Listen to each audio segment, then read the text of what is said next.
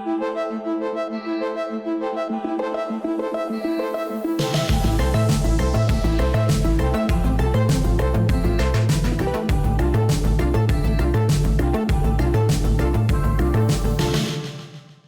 everyone. Thank you for joining us once again for another episode of the I'll Try That podcast. Joining me this week is the inimitable Joseph Druitt. Say hello, Joe. Hello. And that's it. And that's it. It's just Joe and I. So thanks for joining us. We are going to be talking today in our pursuit of hoppiness about Becks. Full name should be longer. Beck's beer. Beck's beer. Yeah, Beck's beer. Beck's beer. I think most people get if you say Becks. They don't know what that would bring back up some sort of memories and resemblance. We're not talking about Becks as in David Beckham. We're talking about Beck's beer or the singer Beck. Beck. Yeah, I like Beck. Yeah. I think we're digressing. Before we get into that, let's do our normal thing of discuss a hot topic. So, Joe, is there some beer news for us to get our heads around? We've got some big news, breaking news for 2 days ago. We go to Joe live. Germany, beer bottle shortage. Industry warns of tense situation. So yeah, we were making light of what could be a very tense situation, but how this whole article has been written by the BBC is quite funny, I have to admit. It's a bit too. They've used terms like the situation is extremely tense in quotation marks, and if I'm honest, I can't take someone writing words like that like seriously.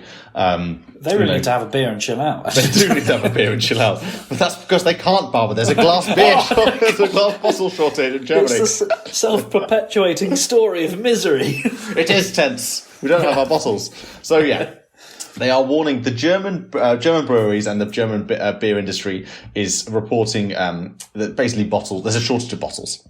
They're contributing it to two main factors: rising production costs and a shortage of lorry drivers. So apparently, brewers on the ground in Germany are having to pay up to 80% more for new glass bottles than they had to last year, and it's all to do with energy consumption. So as Germany kind of tries to reduce or change where it gets its energy from, it's having a knock-on and a ripple-on effect, across all of Germany. Yeah. And of course, glass manufacture takes a huge amount of energy to make, which obviously is in turn, and obviously bottles is one of the many things that comes out of is made in glass. Yeah. But obviously in Germany, where beer is very serious and a very big business, it is of course going to take some big headlines here. So they're just saying that, all in all, brewers are feeling the pinch when it comes to lack of glass being around and glass being a lot more expensive for bottles. And of course, that has come down to the consumer level where German consumers are paying on average 30% more for their beer than they once did, even up to about a year ago. Okay, so it's hitting pockets as a result. Yeah. I mean, again, I guess makes sense. I mean, I guess that statistic of 80% more for the breweries when it comes to the glass itself, 30% of the final price to consumers. Maybe there's some, cost of, the breweries are taking on a little bit more, or maybe they're passing on. I don't know. See, I don't know how that cost works. I suppose that's because of how much of the glass contributes to their overall. I mean, I would say then in that case, you'd have thought that might be a bit small for a 30% increase. I don't have any of their accounts to hand, so I really shouldn't go. Now, this is where in a film we'd montage you into like a 90s hacker, kind of like just tapping away furiously at a keyboard. I'm into the mainframe now. I'm in. I would also be even more nerdy in my appearance than probably in that case. No, you'd be super cool. You'd be like, I don't know, like wearing like fingerless gloves or something. In a dark room. With a hoodie. That's an image I don't think anyone needs any more detail on. But that is interesting though, because maybe particularly in Germany, where they do quite a lot of scale for their breweries. I mean, we spoke recently about Bitburger, didn't we? Bitburger, or to pronounce a little more. But that's curious because I'm now wondering, I don't know, and someone out there probably does, and it will vary for different breweries, but what percentage of their costs is the packaging, what percentage is actually making the liquid, and what goes on the other things like, marketing, sales, distribution, that sort of thing. Yeah. I don't know. But they've got problems with the glass. Really yes, they've got problems with glass, and I think it's become a real big issue or spotlighted here over in Germany, because their glass and glass bottles is so much more prevalent over there. So most beers are sold, like a majority of beers are sold in bottles. They're bespoke, like taking a brand, each brand has its own glass, glassware, all this stuff. So it's harder to replace, whereas most other places cans have become the dominant, kind of beer vessel, let's say, whereas in Germany it still very much is glass bottles. So I wonder if this shortage, the increase in price for glass, the knock-on effect to consumers will, I guess kind of change the beer landscape in Germany, where they will turn to more cans, more readily available materials. Maybe we'll see some even new innovations. We saw the likes of AB InBev using paper bottles for their beer, not that long ago. Absolute Vodka started it, and they did, they popularized the idea. But AB InBev with Budweiser have done that as well in limited supplies. So we could see card being used, paper, bottles being used for their bottles in the future. Oh, yeah, anything's possible, I suppose, isn't it? But I suppose actually just as long as the glass that's being used at the moment is being recycled, but I guess they can't go back round quick enough to get it for use again. Well, it's funny you say that, because they do say that actually, they kind of put out a PSA to the German populace. This is the German beer industry kind of spokesperson, and he said the best thing you can do is to recycle your bottles and not hoard your used bottles in your basement. Oh, okay. Because people like to keep hold of old bottles, don't they? Well, especially if they're all bespoke. I guess you'd like maybe a collector's thing of collecting beer bottles. I do really just admire in Germany that the head of the brewing association has a way to just communicate with everyone. Really readily. It's like 999 emergency services. You get one of those emergency text messages. It goes out to everyone. We're low on glass. Get recycling glass. Stop hoarding your glass bottles. Hand them in. Take it to the next level and have 999. Like, what emergency? Fire brigade? And like when emergencies go out and you get the call and there's like reams and streams of people waiting at blood banks ready to give blood. There'll be reams and streams of people at recycling banks ready to hand in their glass bottles. When the glass bottles start becoming a problem, air raid sirens go off. Like, oh, we must be low on glass. Quick, get recycling. Come on, Granny, you can't have them in the basement anymore. We've got to recycle. Think of the bigger picture. Yeah.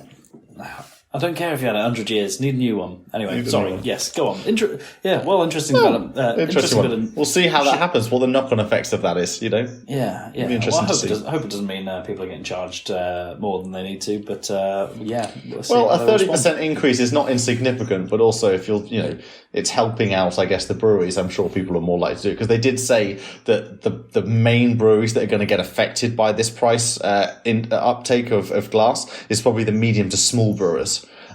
Sure. Of course, because the big boys can probably bring in their glass from all over the world, whereas you've got to buy local. If you're in that medium smaller category, you've got to deal with what's happening in your country. More so, you're kind of less able to flex and buy your glass elsewhere. Fewer economies of scale, eh? Yeah. Got that degree for a reason. Okay, well, interesting news segment. But now for our more panorama style part of the show, where we talk about a particular beer. So our focus this week is a German brewer. Very topical. Very topical. Yeah, we're moving on. Actually, we accidentally developed a theme, beer in Germany. So Beck's brewery. Now, I seem to always have a story like this for a lot of these breweries. Okay. But I do think Becks was don't report it, but I think Becks was actually the first beer I drank in a pub as an underage. How dare you? I know. The guilt has been a horrible burden to bear. To live with this. Well, I'm glad you're kind of letting this out, Barbara. I've got this cathartic experience of sharing it with everyone, and well, I don't know where we go from here. But I think you just got to hope that the public will forgive you. You just got to put yourself out there and just hope that you'll get people's forgiveness. I might go politicians. I think what the public, Joe, is actually really interested in is me getting on with the job of doing the world's greatest podcasts. And not dwelling on the fact. I've paid the £50 fine. Let's move on here. Let's move on. Let's move on. But hang on, my opponent also did this as well. Do you remember this? What about Joe? He's a blooming disaster, that guy. Oh, Joe, we've just become satirists as well. Sorry, light moment there, but well, let's talk about the brewery. So they've been around a while, I think. They have been. Tell me how long? Okay. So Becks was established in 1873. So that is quite a long time. To put it in context, it was the same year that Coors Brewery started. Oh, okay. They've been around. Yeah, that's quite a long time. Weird bit of factoid for you there. Symmetry with them, yeah. Yeah, interesting. But yeah, so the driving force behind the foundation of the Beck's beer brand isn't David Beckham. Oh, right. Okay. Or the singer-songwriter Beck. We said this before, didn't we? Oh, okay. Yeah. This actually is in this article that I'm starting to read, actually. It's so funny that they said this. Oh my God, has our humour become a bit too sterile, Barbara? Are we too obvious with our humour? Oh, I quite like that. There's great minds think alike. But then I was like, hang on, they must be old then if it was 1873. Sorry, the point is it's not. It's not them. It's not them. But it did start up, but who was around there was a person named Luder Rutenberg. He was an architect, builder, and eventual beer baron who opened the brewery in the German city of Bremen in 1873. So it wasn't necessarily a beer. He come from a beer. He wasn't, because a lot of them. Well, I say start with. Well, Monk. Monk is also a traditional starter for this part of the world and beer. But he wasn't making beer before he established the brewery. No, it says he's just an architect and a builder. Yeah, bloke just making buildings. Decided. Do you know what I need in these buildings? Things. What things do I like? Beer. Yeah, I have had enough of just making buildings. I've made a building for myself, and I'm going to do something with it. I'm going to brew beer in it. I like that. That's a man who knows what he wants. I mean, it's a natural progression, isn't it? Step 1, become architect. Step 2, build things. Step 3, become a beer baron. Love that. That's amazing. Kids, if you're out there, sorry, I shouldn't go into no kids. No. But I think, grown-ups, if you don't know what anyone above the age of 18 is a responsible drinker. Please do just click this bar at the button to say that you are, so you can listen. But if you don't know what you want to do as a career, make a building, and while you're building it, you can figure out what you're going to do with it. I like that. Well done, Luder. You've set a good example to the rest of us. But yeah, actually, I think I've gotten onto the same article as yourself. So because he was a builder and architect, didn't know a lot about beer. So he got hold of Mr. May and Mr. Any guesses, anyone? Mr. Beck. So the bloke called Thomas May, businessman. Bloke called Heinrich Beck, who was the brewer. You see where I'm going with this? They started making the beer together. So you had a bloke who built it, bloke who ran the business, bloke who brewed the beer, and then that's where the name came from. Is Mr. Heinrich Beck, as that sounded good. Now, from what I understand, that actually the recipe hasn't changed that much. I know we hear this a lot about these kind of like traditional mass beers, they very try and keep close to the recipe, and they take the recipe throughout the years, but they are saying that it is still very much Beck's original take on this Pilsner. And again, it is a class of a Pilsner. It comes from Germany, so it wouldn't be a lager. It is a Pilsner style beer. So it will be the same as Bitburger from the other week then. Exactly. But it's the particular hops from that neck of the woods.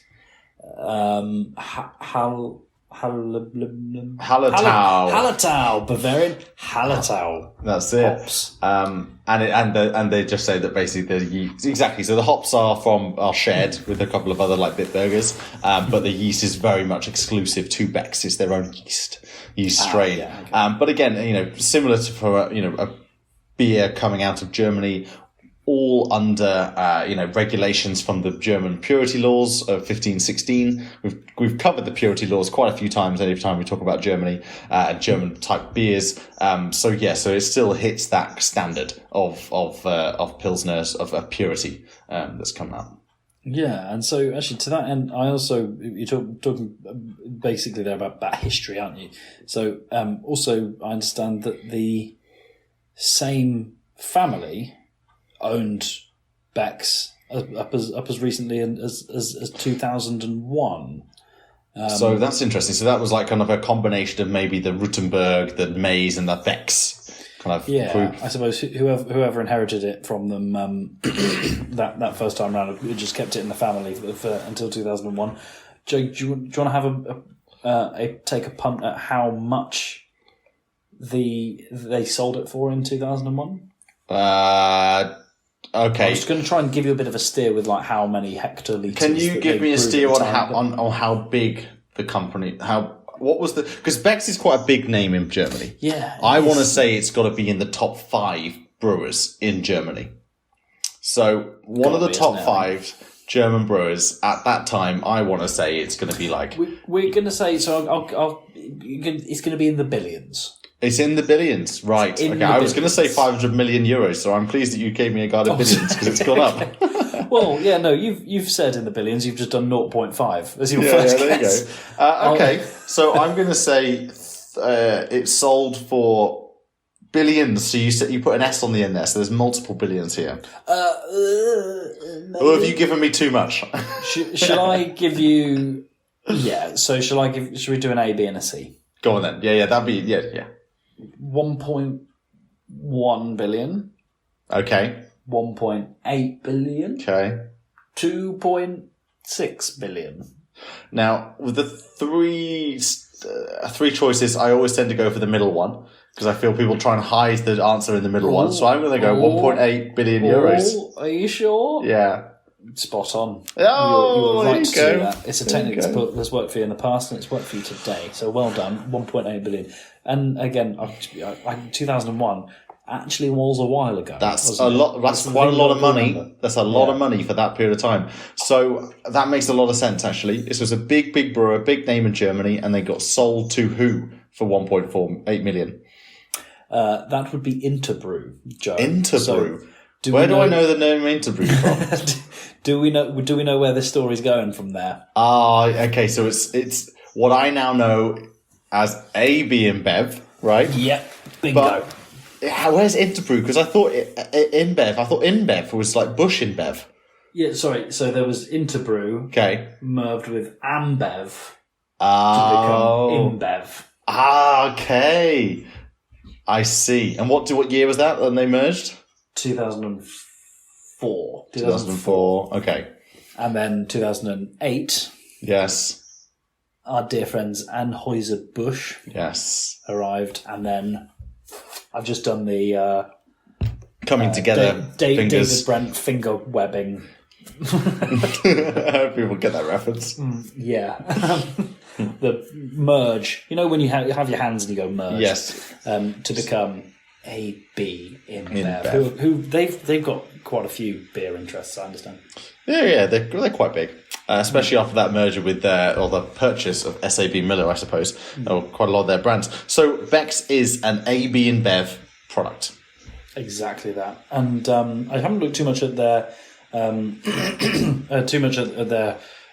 portfolio of beers, but we do Beck's beer, which is their sort of pale lager. I think is the term we go by these days.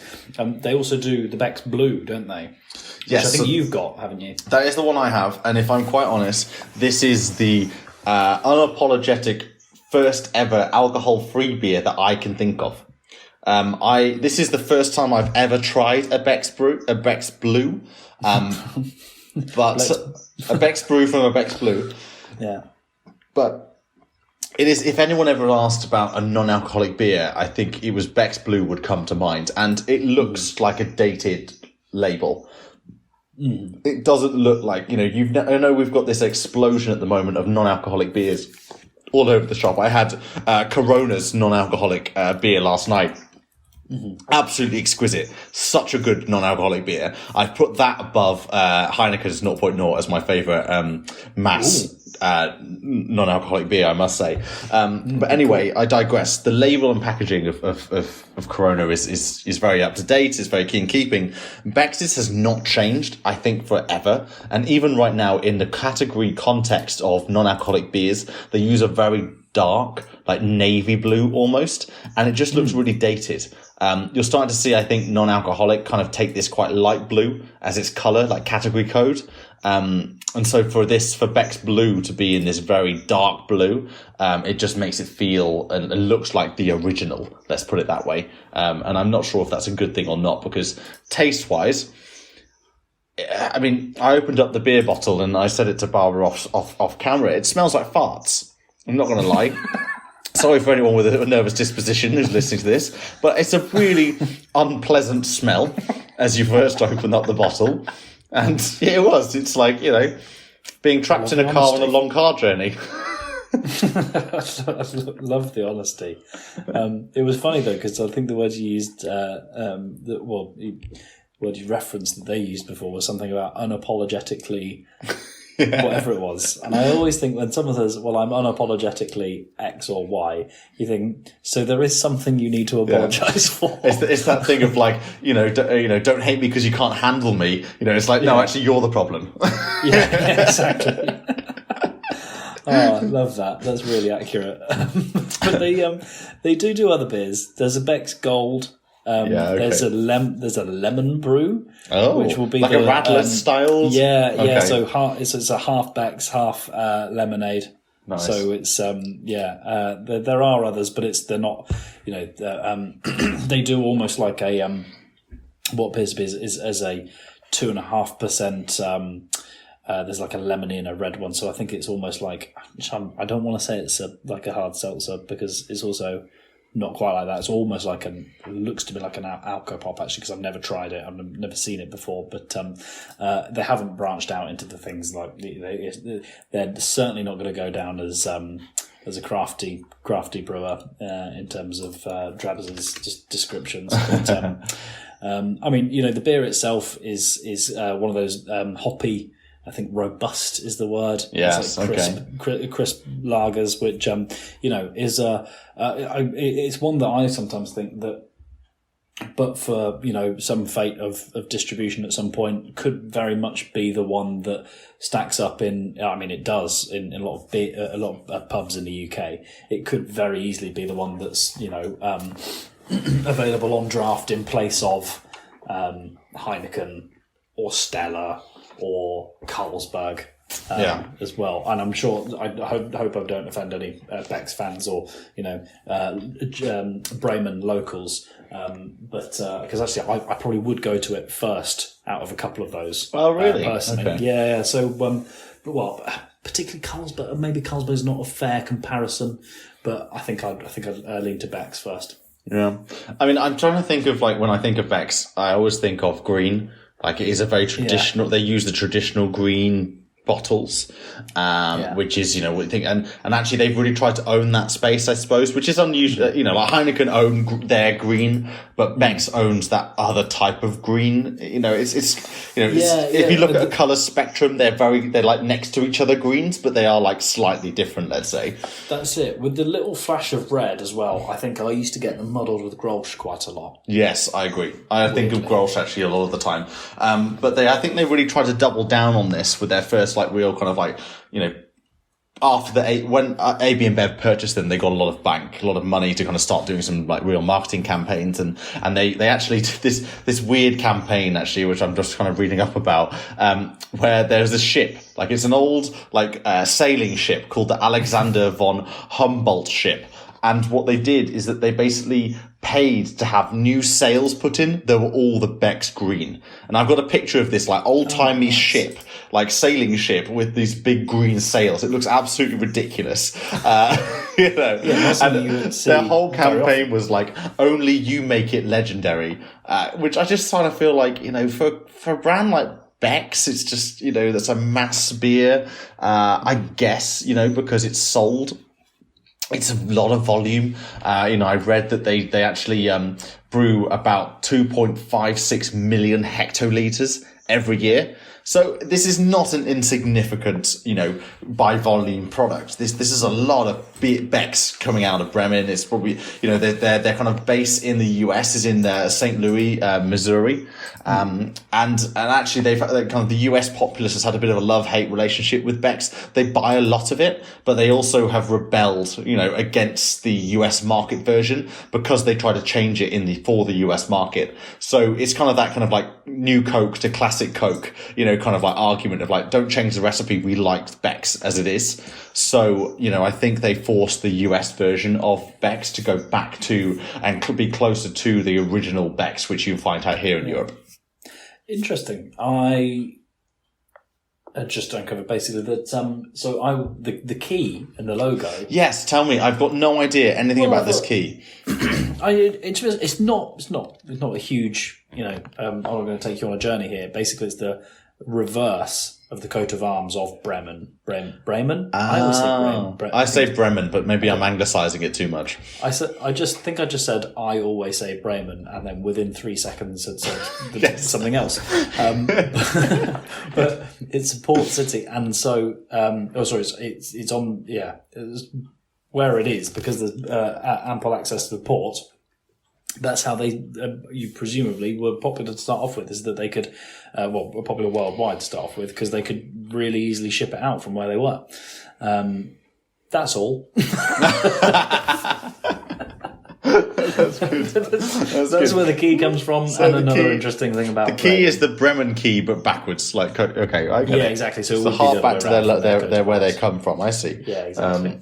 And actually, I've heard that recently. I was at the Guinness. I was at St James's Gate not that long ago, in a couple of weeks ago in Dublin, and it was basically that, like, you know, the harp was taken from, or no, the harp, the original Guinness harp was taken by the Irish National Assembly, but they reversed it so they didn't have to pay Guinness any kind of fees. Nice. So I feel like the Becks have done the same thing. So. Yeah, I mean, Becks is most people will know what Becks is. They've probably had a Becks. They're usually sold in multi-packs. They're rarely, you know, sold by the bottle.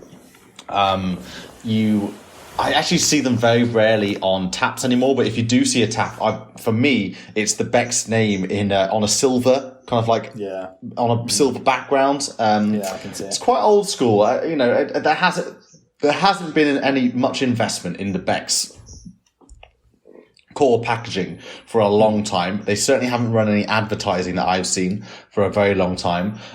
They have in the background been running a lot of artist collaborations, you know, changing their label. I see on their Twitter, you know, they've got like different artists who have done illustrations, and they've put that as the roundel circular label, very traditional looking label style. In the background. So, you know, I guess they're trying to do something, you know, a bit different, trying to appeal to different kind of audiences. But, you know, all in all, I think Becks is a brand that, you know. Yeah. You mentioned those artists. So actually, I think I was just reading also. So the last kind of a big, some big names were featured, but also from a while ago. So, there was a label in 1995 from Damien Hirst. Yeah.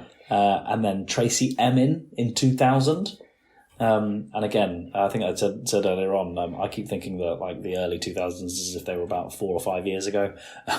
So actually, no, we're talking 20, 25 years since those particular new labels. So as you say, things have been a little bit quiet since then.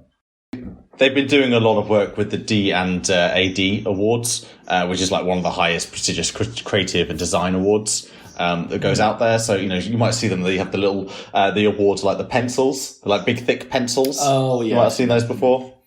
Anyway, so it's really big because they do like festivals every year, and I think Becks have done a lot of push to get their what they refer to as their doodles in the D and ADs. So. You know, I think they're trying to do something to be relevant, but you know, it's a mass beer at the end of the day, and you know, it's well loved by a lot of people. It's drunk by a lot of people, obviously by that volume that we just talked about. But you know, for me, especially they are the OG when it comes to non-alcoholic or alcoholic free.